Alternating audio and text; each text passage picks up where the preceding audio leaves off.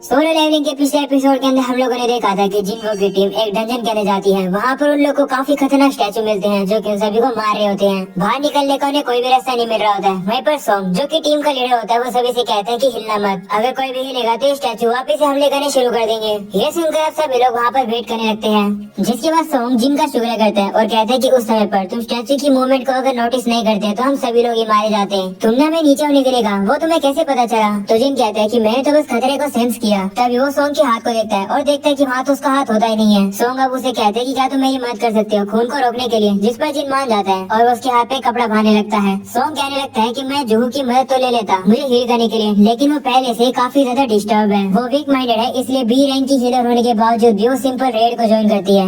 मैंने भी काफी बार बी रैंक के मिशन में पार्ट लिया हुआ है और इस स्टैचू को देखकर मैं बता सकता हूँ कि ये स्टैचू पक्का ए रैंक या फिर एस रैंक के होंगे। वो अब जिनको बताता है कि साइड में स्टोन के ऊपर कमांडमेंट लिखे हुए थे। पहला है भगवान को पूजो, दूसरा है भगवान की तारीफ करो, तीसरा है भगवान पर भरोसा करो। उस स्टोन पर ये भी लिखा हुआ था कि जो भी इन कमांडमेंट को पूरा नहीं करेगा वो जिंदा नहीं बचेगा। ये सुनकर जिन कहता है कि पत्थर में जिस गॉड की बात करी गई है लगता है कि वो गॉड वही बड़े वाला स्टैचू है। और अगले सीन में हम लोग एक लड़की को देखते हैं जो कि जिनवो की बहन की क्लास में थोड़ा लेट पहुंचती है। वो देखकर जिनवो की बहन यानी जीना उससे कहती है कि तुम कहाँ रह गई थी? तो कहती है कि मुझे एक काम आ गया था। जिसके बाद उसे कहती है कि तुम्हारा भाई एक हंटर है ना? तो जीना कहती है हाँ, लेकिन वो सिर्फ एक ई रैंक एडवेंचरर है, वो हमेशा ही इंजर्ड हो जाता है। पिछले बार भी वो बैंडेज इसमें लपेट कर आया था। वैसे तुमने क्यों पूछा? जिस पर वो कहती है कि ऐसे पूछ लिया, अगर मैं होती तो मेरी ऐसी हालत नहीं होती। अगले सीन में वापस हम लोग सोंग को देखते हैं। वो कहने लगता है कि हम लोग अपने अपोनेंट को नहीं हरा सकते हैं, इससे जैसी सिचुएशन सेटल हो जाएगी हम लोग तब बाहर निकलेंगे। तभी एक हंटर कहते हैं कि मैं यहाँ पर बैठे बैठे मर नहीं सकता हूँ, मैंने हाल ही में एक बड़ी एसोसिएशन के साथ कॉन्ट्रैक्ट बनाया है, मैं ऐसी जगह नहीं मर सकता हूँ। मेरी स्पीड बहुत ज्यादा तेज है, इससे पहले स्टैचू मेरे ऊपर हमला करे मैं भाग जाऊंगा।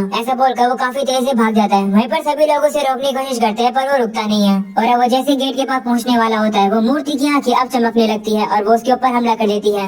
उस हमले में उस हंटर की पूरी बॉडी जल जाती है, सिर्फ उसके पैर बच जाते हैं। ये देखकर सभी लोग डर जाते हैं। वहीं पर जिनको सोचने लगता है कि ये स्टैचू हम लोग को कभी भी खत्म कर सकते हैं, लेकिन अभी तक इन्होंने हमें खत्म क्यों नहीं करा है? इस स्टैचू के पास इतनी पावर तो है, ये हमें खत्म कर सकते हैं। ये बाकी के मैजिकल बीस्ट से अलग है जो कि ब्लाइंडली हमला करते हैं। जिसके बाद अब वो उसी कमांडमेंट के बारे में याद करता है और अब वो सोंग से पूछता है कि पहली कमांडमेंट क्या थी? जिस वो कहता है पहली ये थी कि भगवान को पूजो। ये सुनकर जीना खड़ा होने लगता है और कहता है कि इस जंजन के अपने ही रूल है। वो देखकर सोंग उससे कहता है कि तुम क्या कर रहे हो, तुम खड़े हो गए तो ये तुम्हें मार देंगे। सोंग अब जिन की आंखों में देखता है और उसे पता चल जाता है कि जिन यहाँ पर सीरियस है और वो यहाँ पर मरना नहीं चाहता है। जिसके बाद अब वो मूर्ति जिन के ऊपर हमला करने वाली होती है, लेकिन तभी जिन नीचे झुक जाता है, जिसकी वजह से वो जो मूर्ति होती है वो अटैक करना बंद कर देती है। ये देखकर जीना सभी से कहता है कि सभी लोग अब स्टैचू के सामने नील डाउन कर लो। ये सुनकर सभी उससे कहते हैं कि क्या तुम पागल हो, ये हमसे क्या करवा रहे हो? तो जिन कहते हैं कि जब तक हमारे सर एक सर्टेन हाइट तक होंगे ये हमारे ऊपर हमला नहीं करेंगे। शायद से पहले कमेंटमेंट का ये मतलब है। ऐसा बोलने के बाद वो तो नील डाउन कर लेता है, जिसे देखकर अब सभी लोग नील डाउन करने लगते हैं स्टैचू के सामने। वो लोग सोचने लगते हैं कि क्या ऐसा करके हम लोग सर्वाइव कर पाएंगे। तभी अचानक से वो मूर्ति एक काफी ज्यादा क्रीपी स्माइल करती है, जिसे देखकर सभी लोग अब डर जाते हैं और अब थोड़ी देर तक कुछ भी नहीं हो रहा होता है। ये देखकर पास से खड़ा होता है और कहता है कि ये देखो स्टैचू अब हमारे ऊपर हमला नहीं कर रहे हैं। जिसके बाद सभी लोग अब खड़े हो जाते हैं और देखते हैं कि हाँ स्टैचू तो उनके ऊपर हमला कर ही नहीं रहा है, इसका मतलब वो लोग क्या बच गए? वह पर जिन सोचने लगता है कि नहीं, मुझे नहीं लगता है कि ये अभी तक खत्म हुआ है। तभी हम लोग देखते हैं कि वो जो बड़े वाला स्टैचू होता है वो अब भी एक स्माइल करता हुआ खड़ा हो जाता है, जिसे देखकर सोंग जिन से कहता है कि अब हम लोग क्या करें? तो जिन कहता है मुझे नहीं पता, शायद से यहाँ पर हम लोग कमांडमेंट को वॉयलेट नहीं कर सकते हैं। सेकंड कमांडमेंट गॉड को प्रेस करना था, वही एक क्लू है। ये सुनकर आप सभी लोग सोचने लगते हैं कि आखिरकार अब हम लोग इसे प्रेस कैसे करें। तभी एक हंटर सामने आता है और कहता है कि ये मुझ पर छोड़ दो, मैं ट्रेडिशनल फोक लेवर के ऊपर रिसर्च कर रहा हूँ, मुझे पता है कि गॉड को कैसे प्रेस किया जाता है। वो अब जाकर उस मूर्ति के सामने बैठकर अब प्रेयर्स बोलने लगता है। वो मूर्ति अब रुक कर उसे सुनने लगती है। तभी जिन नोटिस करता है कि जो वो बंदा प्रेयर्स बोल रहा है वो प्रेयर इस गॉड यानी इस स्टैचू के लिए नहीं है। जिसके बाद वो मूर्ति उस बंदे के ऊपर पैर रखकर उसे पूरी तरीके से कुचल देती है। वो मूर्ति अब एक लड़की को भी कुचल देती है। ये देखकर सभी लोग डर जाते हैं। वहीं पर सोंग कहता है कि हमें अलग अलग भागना चाहिए। ये सुनकर जिन जुहू के हाथ को पकड़कर उसके साथ भाग जाता है। वहीं पर पास दौड़ता दौड़ता कहता है कि मैं ऐसी जगह पर नहीं मर सकता हूँ, मेरी फैमिली मेरा वेट कर रही है। वो अब एक जगह पर आता है और कहता है शायद से मैं यहाँ पर सेफ हो सकता हूँ। तभी किम उसे कहते हैं कि वो जगह सेफ नहीं है, अपने पीछे देखो। पार्की से पहले पीछे देख सके वो पीछे वाली मूर्ति उसके ऊपर हमला करके उसे काट देती है। वहीं पर अब जिन दौड़ता दौड़ता कहता है कि आखिरकार हम लोग किस चीज की प्रेस करें? ये मूर्ति तो एक डीमन है। वो कहने लगता है कि मैं जुहू को अबेंडन नहीं कर सकता हूँ, मुझे कोई ना कोई तो तरीका ढूंढना होगा। वो मूर्तियों को अच्छे से चेक करने लगता है। जैसे कि काफी सारी मूर्तियों के हाथों में वेपन्स होते हैं, लेकिन कुछ मूर्तियों के हाथ में म्यूजिकल इंस्ट्रूमेंट होते हैं। वो देखकर वो सभी से कहता है कि सभी लोग जाकर उन स्टैचूज के नीचे खड़े हो जाओ जिनके हाथ में म्यूजिकल इंस्ट्रूमेंट है। तो वो लोग भी ऐसे करते हैं। वो अब जाकर उन म्यूजिकल इंस्ट्रूमेंट वाले स्टैचू के नीचे खड़े हो जाते हैं और वो वाली म्यूजिकल मूर्ति उनके ऊपर हमला नहीं कर रही होती है। किम भी अब जाकर एक मूर्ति के पास बैठ जाता है जिसके पास म्यूजिकल इंस्ट्रूमेंट होता है। वो अब थोड़ा सा रिलैक्स हो जाता है। वहीं पर जैसे जिन और जूहू एक स्टैचू के पास पहुँचते हैं, वो स्टैचू म्यूजिक बजा ही नहीं रहा होता है। उसे देखकर जिन समझ जाता है कि स्टैचू के सामने किसी एक ही पर्सन को खड़ा होना होगा। वो जूहू को वहीं खड़ा छोड़कर अब दूसरे स्टैचू की तरफ दौड़ने लगता है। ये चीज वो मूर्ति देख लेती है और उसका पीछा करके उसको पैर मारने वाली होती है, लेकिन वो एक छलांग लगाकर उस अटैक से बच जाता है। धुएं की वजह से उसे पता नहीं चल पा रहा होता है कि वो कौन से स्टैचू के सामने खड़ा हो गया और गलती से वो एक ऐसे स्टैचू के सामने खड़ा हो जाता है जिसके हाथों में शील्ड होती है और वो उसके ऊपर हमला कर देती है। ये देखकर जूहू काफी डर जाती है और जिनका नाम पुकारती है। तभी हम लोग जिन को देखते हैं जो कि वहाँ से रेंग कर बाहर निकल रहा होता है।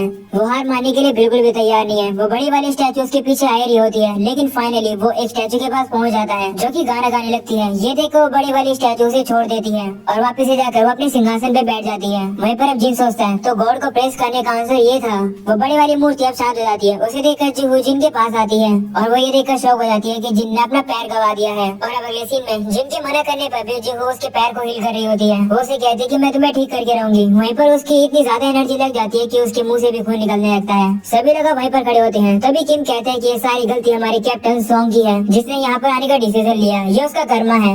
सभी लोग किम से कहते हैं कि तुम्हें क्या कह रहे हो। वहीं पर सॉन्ग कहता है हाँ तुम सही कह रहे हो, फाइनल डिसीजन तो मेरा ही था यहाँ पर आने का, इसलिए मैं सारी रिस्पॉन्सिबिलिटी उठाता हूँ। वहीं पर अब जिस होते लगता है कि बहस करने का समय नहीं है, अभी भी एक कमिटमेंट बचा हुआ है।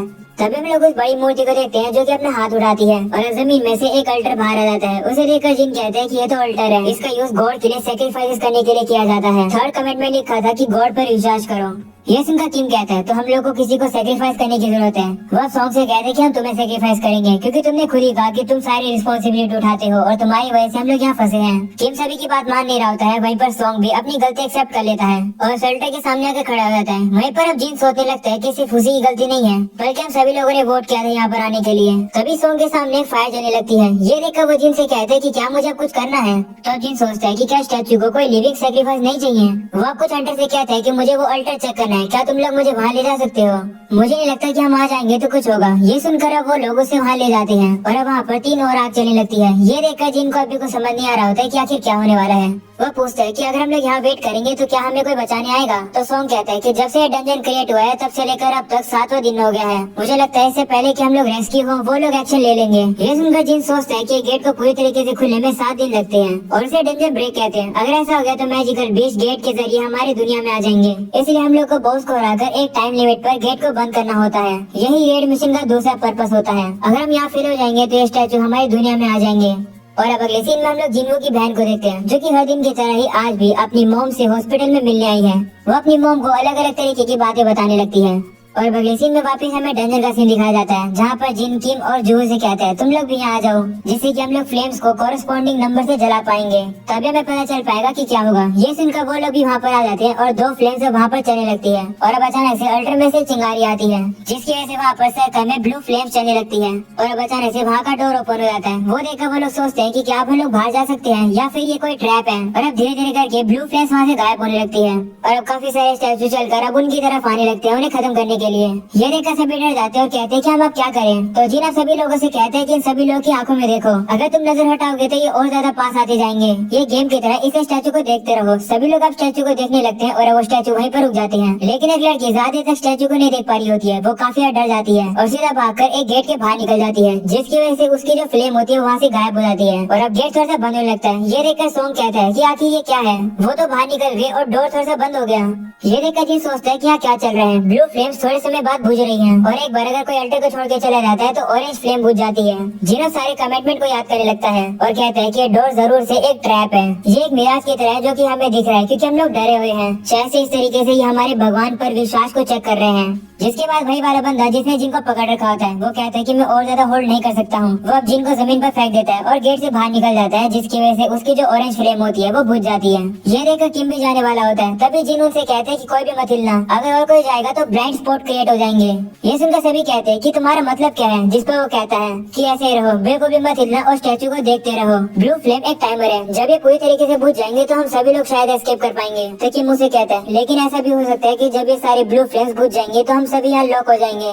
सच बताऊं तो मैंने कभी नहीं सोचा था कि तुम इतने कमजोर होकर इतने काम आओगे। तुम्हारी वजह से हम लोग इतनी देर सर्वाइव कर पाए, लेकिन माफ कर दो, मेरी फैमिली मेरे घर पर वेट कर रही है, मुझे घर जिंदा जाना है, मैं नहीं मरना चाहता हूँ, मैं और ज्यादा देर तक होल्ड नहीं कर सकता हूँ। ऐसा बोलने के बाद किम भी वहाँ से भाग जाता है। वहीं पर जिन अब रोते हुए कहते हैं क्यों, लेकिन मैं तो गिव अप नहीं करूंगा, मैं जिंदा जरूर बचूंगा, मैं हर बार जिंदा बचता हूँ। हम लोग अब देखते हैं कि वहाँ पर सिर्फ जिन, जूहू और सॉन्ग ही बचते हैं। सॉन्ग उन लोगों से कहते हैं कि तुम लोग जल्दी से यहाँ से चले जाओ, मुझे लगता है कि जब तक 1% यहाँ रुकेगा डोर बंद नहीं होगा। तुम जैसे यंग लोगों को बचना चाहिए जिससे कि दुनिया का फ्यूचर और अच्छा हो सके। वहीं पर अब जूहू चलने की कोशिश करती है पर उसके पैर चल नहीं पा रहे होते हैं क्योंकि उसने अपनी पूरी एनर्जी जिन को हील करने में लगा दी। तो जिन अब सॉन्ग से कहते हैं कि आप जूहू को लेकर यहाँ से चले जाओ। सॉन्ग नहीं मान रहा होता है तो जिन उसे कहता है तो फिर कौन जूहू को बाहर लेकर जाएगा, मेरे पैर तो कट चुके हैं, समय नहीं है, इसे जल्दी करो। वहीं पर जूहू अब जिन से कहती है कि नहीं मैं यहीं पर रुकूंगी तुम्हारे पास। तभी जिन उसे कहता है कि मैंने तुमसे प्रॉमिस किया था कि मैं तुम्हें बाहर खाना खिलाने के लिए लेकर जाऊंगा। वो उसे वही मैजिक स्टोन देता है जो कि पहली बार उसे मिला था। वो उसे वो देकर कहते हैं कि इसका यूज करना और कुछ खरीद लेना खाने के लिए,